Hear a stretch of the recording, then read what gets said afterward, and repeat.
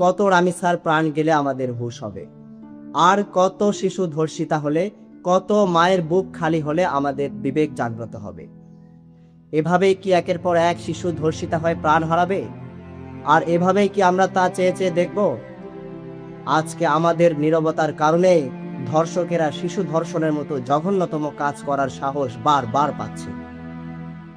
আমি বলবো, আজকে রামেসার মৃত্যুর পেছনে শুধু ধর্ষক একা দায়ী নয়, এর জন্য আমরাও দায়ী, এ সমাজের প্রত্যেকটা মানুষ দায়ী, এ রাষ্ট্র দায়ী।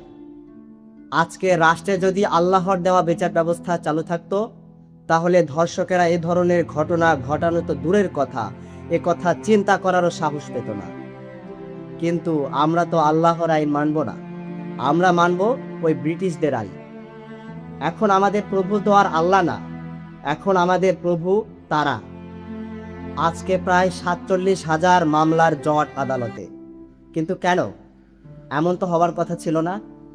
মানুষের তৈরি এই আইনের কারণে বিচার ব্যবস্থায় এক ধরনের জটিলতা সৃষ্টি হয়েছে, যার কারণে দিনের পর দিন মামলা আদালতে পেন্ডিং পড়ে থাকছে, কোনো বিচার হচ্ছে না।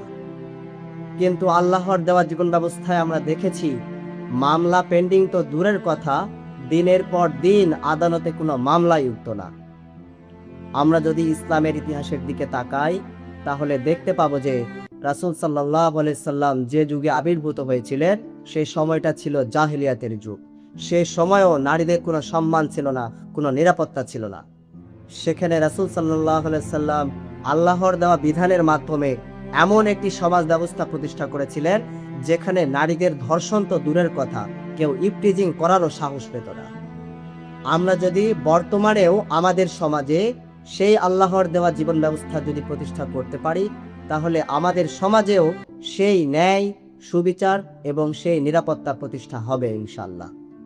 তাই কথা একটাই, সকল অন্যায় অপরাধ বন্ধ করতে, সকল অপরাধের সুষ্ঠু বিচার পেতে আল্লাহর দেওয়া জীবন ব্যবস্থার কোনো বিকল্প নেই। তাই আসুন আমরা একটি কথার ঘোষণা দেই যে এ জমিন আল্লাহর, এ জমিনে হুকুম চলবে আল্লাহর।